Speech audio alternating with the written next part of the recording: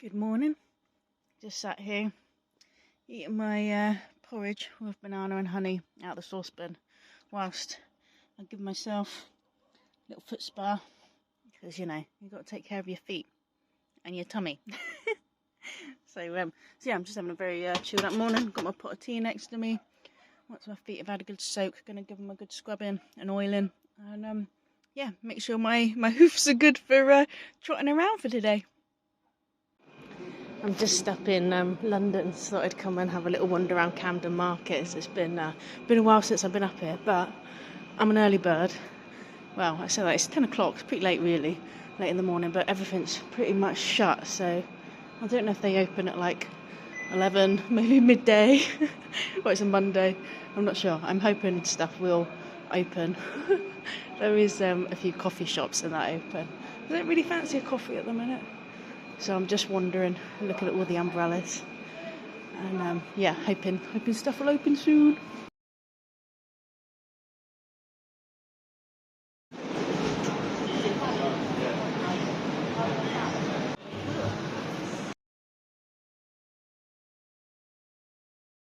I had a great time at Camden yesterday. The shops did finally open, which was good. I went to Camden mainly because it'd been a few years since I'd been there. I'd been there like when I was a lot younger and really loved it, just sort of like looking around all the market and stuff. And I needed to stock up on a few hippie supplies, so I was like, Camden Market, I'll be able to get everything I need. So yeah, just grab some incense. I use this Mother's India incense. It's my favourite incense. I absolutely love it. The smells are just lovely, and it's really ethical. They're just a really good company. I also like that Nag Champa. That's quite a well-known brand, but this is my favourite. But you can't always get it everywhere, so if I see it, I usually grab a couple of boxes of that. And I also wanted to get myself a singing bowl, just because it was such a big part of my ayahuasca trip, and yeah, I really enjoyed playing the one that was at the venue. So there was a singing bowl shop in Camden Market, and yeah, you just get these really like lovely sounds off of it. So you can just use it like that, where you just ding it and make a noise, or you can run the mallet. I don't know if it's called a mallet, but whatever the name for it is, or you just run it round. I don't know if you'll be able to hear that sound, but hopefully. But yeah, it just makes really lovely sounds, and it's just great. Great as a meditation tool. I just find it, yeah, I just find it draws me in, especially if you're having trouble just sort of like sitting and like still in your mind. I find the sound just helps, perhaps as a good like distraction away from your thoughts. I also grabbed myself a couple of rattles because perhaps just because I'm a big kid and just love like shaking things, making noise. But I did a one-to-one sort of sound lesson with my friend who's got crystal singing bowls, and she's got a couple of gongs, and she also had some really cool rattles. I was like, I love the rattles, they're really good fun. So yeah, I just grabbed some of these because, at the end of the day, who doesn't love a pair of maracas? If you see some maracas, you're like, I just want to shake those, don't you? So yeah, I grabbed these, and I also grabbed something called Hape. It's spelled R-A-P-E, but it's pronounced Hape. It's a snuff. It's sort of like, I think it's got a bit of tobacco in there, but it's a lot of like other herbs and stuff. And if you do sort of plant medicines, you'll probably come across this stuff.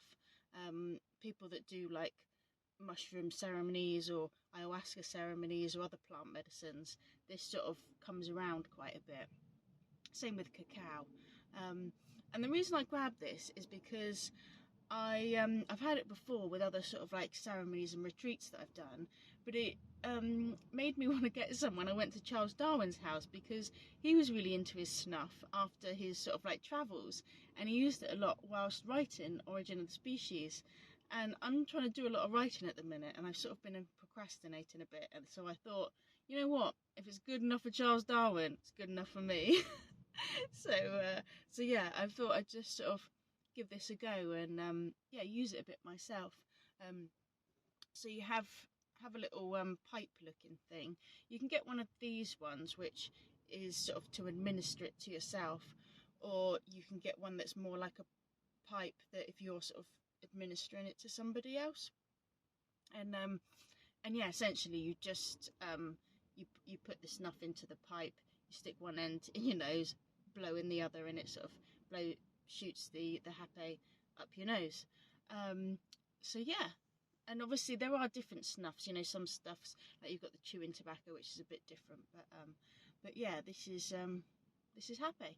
So I'm just going to have myself quite a little hippie morning, do my meditating, do some hape, do a bit of writing. To be honest, my mornings are very much like my evenings, just lots of candlelight, fairy light, big pot of tea, and a big pile of books. Finally finished my Bob Dylan book. It was absolutely a fantastic read. I can't recommend it enough. If you like Bob Dylan, check it out. It's so beautifully written. It's just gorgeous. So this is my current stack of books that I have. So yeah, this is why it takes me a minute to get through reading a book, because I'm always reading a lot of books all at once. But they're all different. So at the minute I've got this book of poetry that I'm reading. It's by a guy called Fernando Pessoa. He's one of my favourite poets. I absolutely love this guy.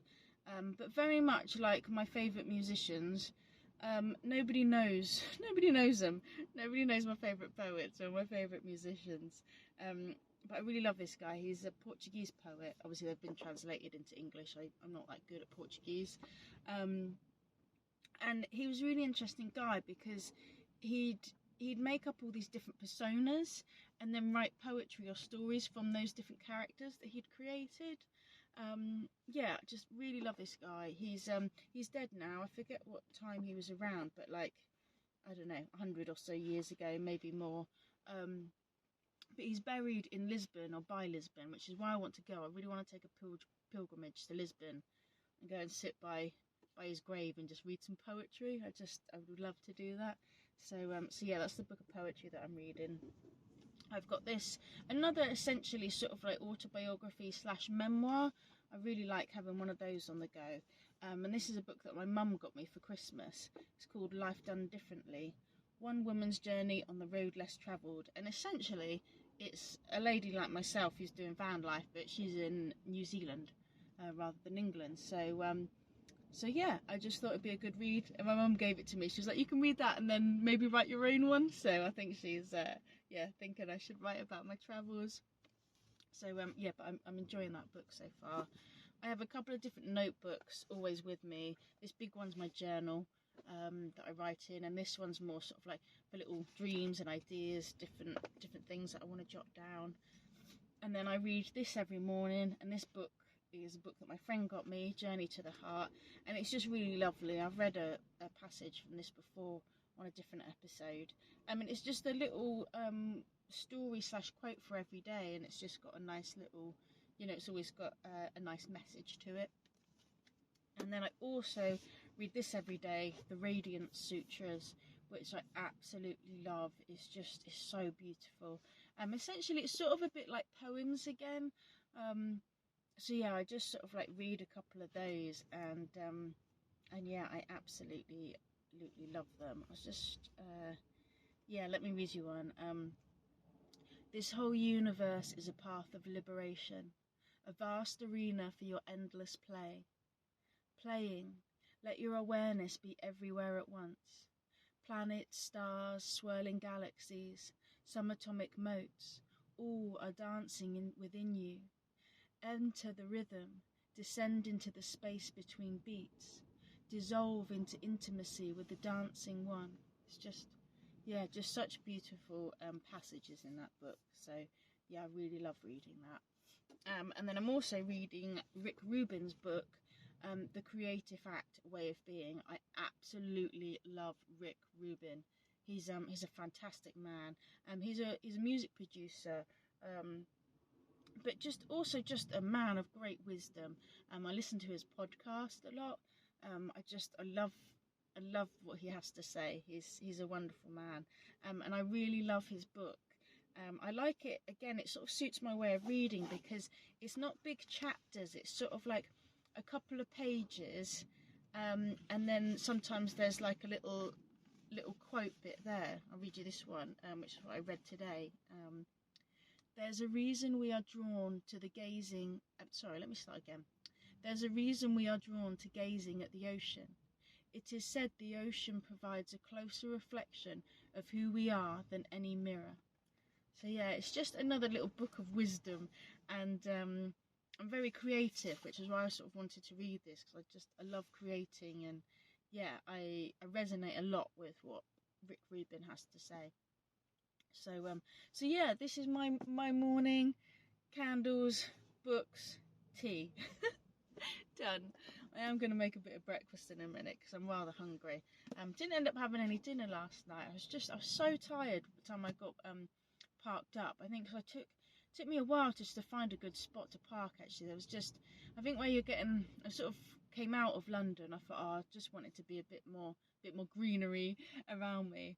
But when you're still in that like London sprawl, it's just so many places like they charge you for parking, or there's loads of like, yeah, don't park here signs. So yeah, it took me a minute, and there was a couple of spots that I stopped at, but I just had that feeling of like, don't feel quite comfortable here. I'd prefer to just get parked up somewhere where I know I can just have a real like sound sleep. So in the end, I found myself it's not a lay-by, it's kind of like just a little road off of a road, but sort of like a lay-by. So yeah, and it was great. I just did get a really peaceful night's sleep. Honestly, I went to bed at like 8 o'clock. I was really tired, and then woke up at 6. So I had a nice solid like 10 hours sleep, which was good. I just really felt like I needed it. I was just sort of, I was just really tired. So yeah, I'm just going to continue my morning of drinking tea and reading, making some noises with my rattles and bowl, and maybe do a little happy, get some writing done, and go from there. On breakfast. Need breakfast. Just making myself a bit of lunch / breakfast, brunch. Yeah, it's brunch. It's 11:30, so yeah, we'll call it brunch. But just mainly vegetables, eggs. I'm going to drizzle it all with this amazing stuff. It's so good, this sauce. It's mango amber sauce. You get it in Waitrose. It's really nice. It's it's banging stuff. So yeah, just going to fry all that up. I've got quite the munch on because I didn't have any dinner last night, and it's 11:30 now, so didn't really have breakfast. It's more lunchtime really for me, this sort of time. So yeah, hence I've got a big pile of veg and a couple of eggs. But I've just had a pretty chilled morning. Trying to figure out what to do with the rest of the day. It's not a day for cycling. It's very grey and wet and windy.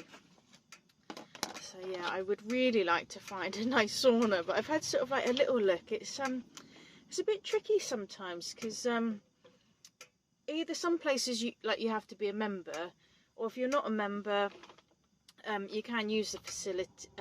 No, some places you've got to be a member, or you can't use the facilities at all. Other places you don't have to be a member, you can pay one off.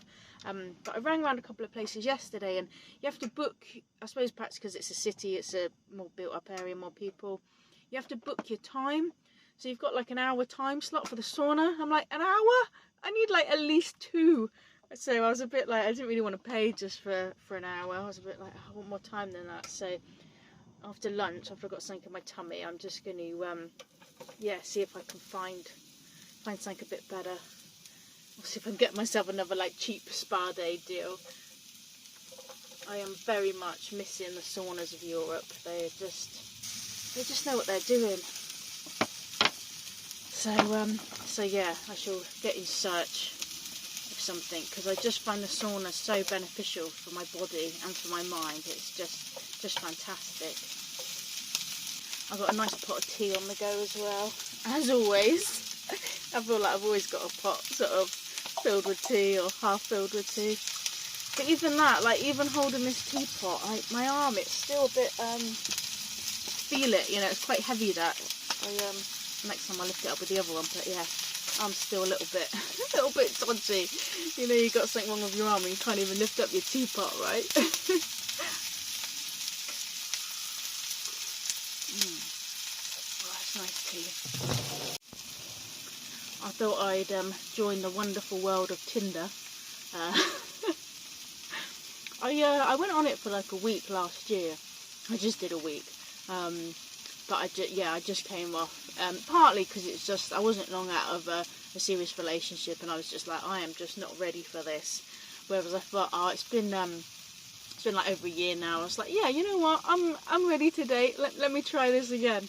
But it's I mean, I don't know if there are better dating apps. I know Tinder has a bit of a reputation for just being like a hookup app, but you do get people on there. You know, you can select if you're just looking for fun or if you're, you know, looking for something serious. But yeah, it's bizarre. It's really, I just find it really bizarre. But I'm trying it because, you know, in my younger days, I used to go out like drinking, or, you know, you'd go out on a Friday night, you'd sort of like meet people, you know.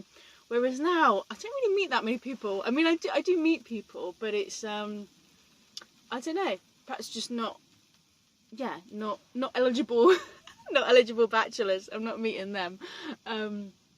But yeah, apart from sort of like going to the sauna or going to like the, you know, the places that I frequent for stuff, yeah, I just don't really meet a lot of people. I did think maybe I've just got to get some balls up and, like, you know, if I see a nice looking guy in the supermarket, just approach him and be like, hey, do you fancy a date? And just be very direct about it. But yeah, that doesn't happen that often, so I just thought, you know, I'll sign up to one of these dating apps.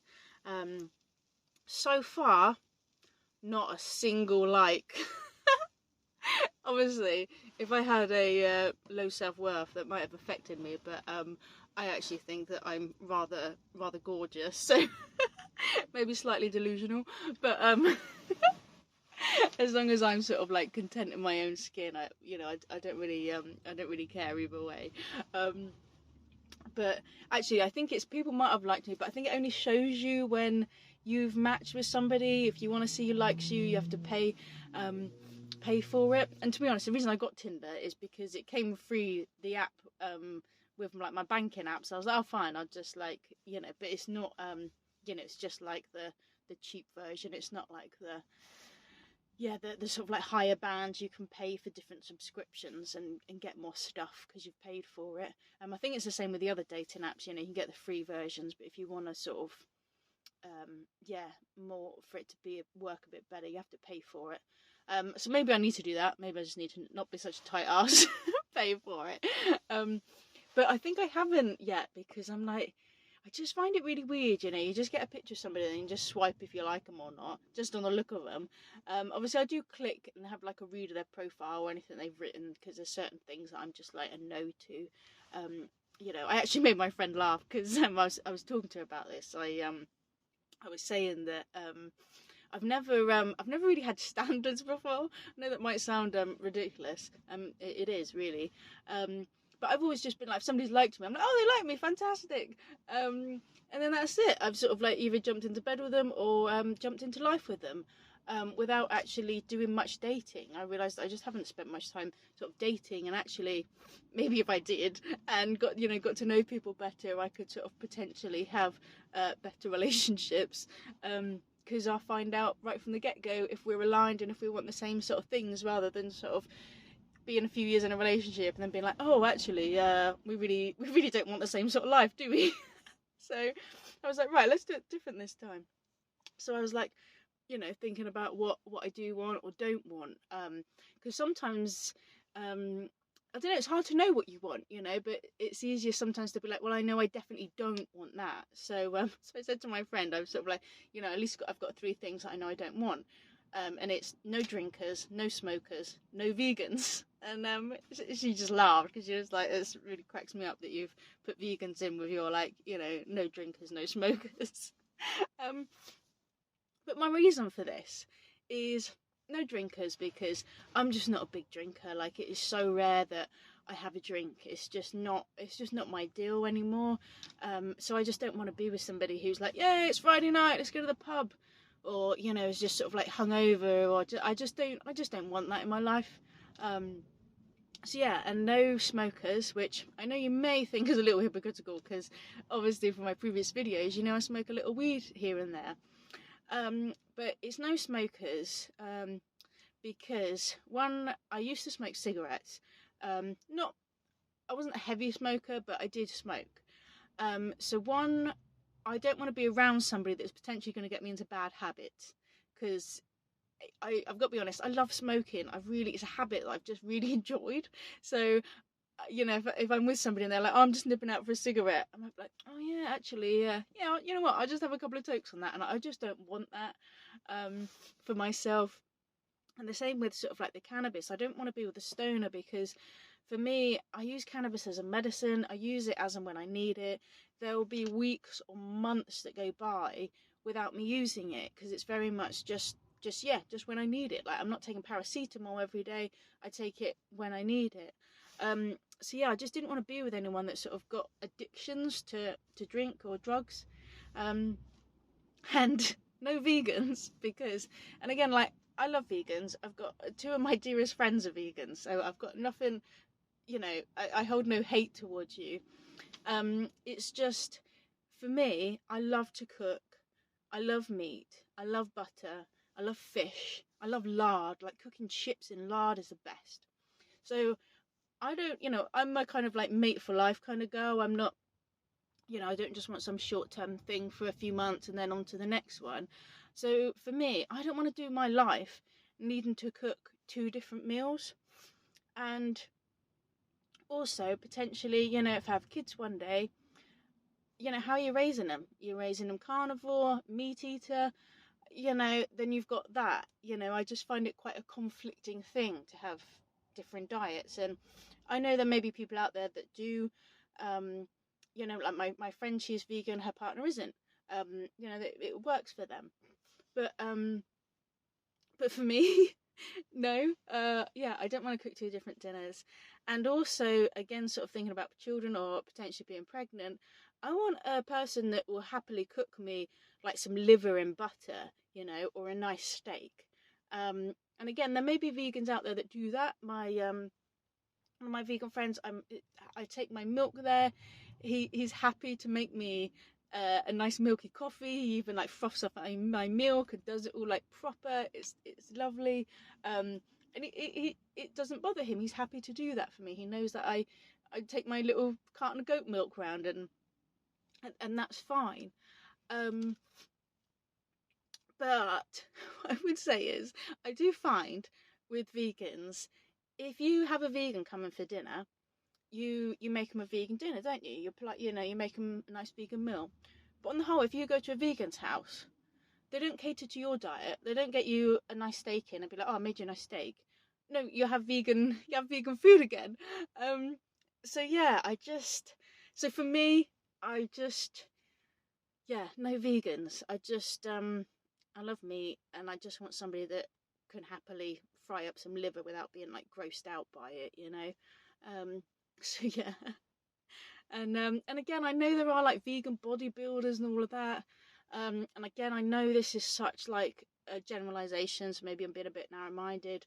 But any sort of like vegan man that I've met, I'm just a bit like, he looks like he needs a steak, you know. So I don't want to be with a man who looks like he needs a steak. I want to be with a man who's happy to just tuck into a steak, you know. So yeah, that's where I'm at with that. So no drinkers, no smokers, no vegans. Obviously, no abusers, no hitting, all of that. You know, I feel like that shouldn't even need to be said. You know, if you can't treat me with respect, then sod off. You know. So yeah. So yeah, that's where I'm at. Sort of figuring things out on Tinder, not getting any interest. But yeah, I thought it'd be good anyway to yeah, potentially I might get a date at some point, but yeah, I'll keep you posted. I just thought it would be like just an interesting thing to do, and just something to like push myself in, because like I said, I haven't sort of done many dates, and you know, it's a little daunting to just sort of be like, I'm just gonna go meet this person, don't know him, and you know, have an evening, or you know, a coffee or whatever.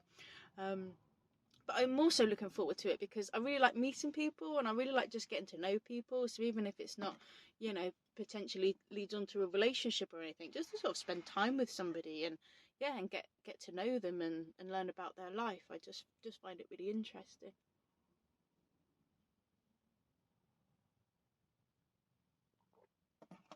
And also with Tinder, it is very amusing. I've got to say, I find it really amusing. Just looking at the pictures and like the different like poses that people put up, or just how they sort of advertise themselves, as it were. Yeah, it's just really interesting, and I sort of, I feel like I come at this a lot sort of with life. I'm just sort of like observing humanity, and just their like how people behave, including myself. Um, but yeah, it's fascinating to yeah, to observe people. It really is. So yeah, I shall see how it goes. But I've got to say, it's a bit of a time waste. So I sat there for a bit the other night, just sort of swiping and reading. And I suppose with anything though, if you want something, you've got to put some time and effort into it. So I did think I'll allocate a little bit of time to to finding a husband. But really, I did actually set my location at some point. So I was like, maybe I'll just set my location for Europe. Continue with that theme of trying to find me a European husband.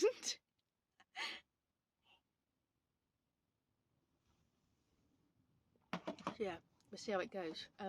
But I think the other thing as well is, you know, I'm really content and happy in my own skin and in my own life. So it's not, I don't feel like the need for a partner. I'm quite like happy in my own, what do you call it, in my own company.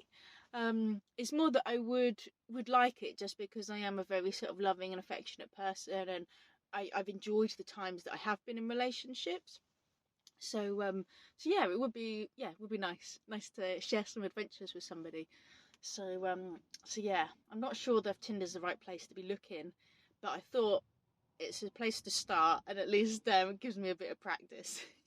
Right, I'm gonna get on with cooking my brunch. Well, there we go. Brunch is served. Veggies and eggs, and this delicious sauce. Oh, I'm so ready for this.